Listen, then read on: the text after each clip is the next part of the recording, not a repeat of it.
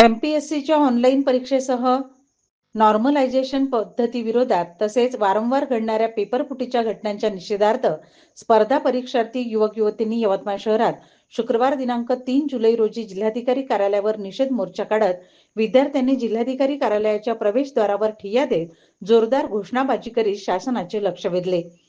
या मोर्चात 400 ते 500 विद्यार्थ्यांनी एमपीएससीची पूर्वीप्रमाणे पारदर्शक ऑफलाईन परीक्षा पद्धत पुन्हा सुरू करण्याची प्रमुख मागणी केली। ऑनलाईन परीक्षा पद्धतीत अनेक प्रकारचे घोटाळे होत असल्याचा आरोप विद्यार्थ्यांनी केला आहे। तसेच नॉर्मलायझेशन पद्धतीमुळे गुणवंत विद्यार्थ्यांवर अन्याय होत असून वेगवेगळ्या दिवशी वेगवेगळ्या स्वरूपाची प्रश्नपत्रिका दिल्याने समान संधीच्या तत्वाला धक्का बसत असल्याचे विद्यार्थ्यांनी जिल्हाधिकाऱ्यांना दिलेल्या निवेदनातून म्हटले आहे।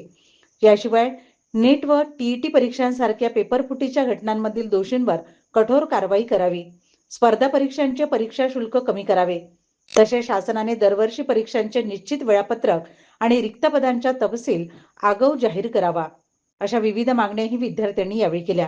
हा निषेध मोर्चा शहरातील दाते कॉलेज चौक ते आर्णी मार्गाने मार्गक्रमण करीत जिल्हाधिकारी कार्यालयावर धडकला।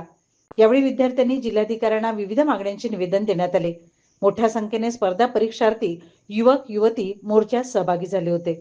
मार्फत ज्या काही काळ्या कंपन्या आहे, मागच्या सरकारने यांना काळ्या यादीमध्ये 6 कंपन्या टाकल्या होत्या।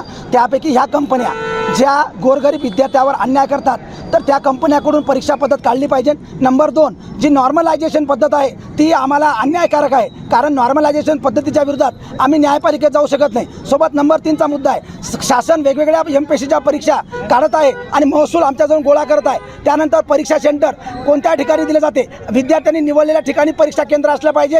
त्याचबरोबर नॉर्मलायझेशन पद्धत रद्द झाली पाहिजे आणि त्याचबरोबर ऑनलाईन परीक्षा रद्द झाली पाहिजे। ही महत्त्वाची आमची मागणी आहे।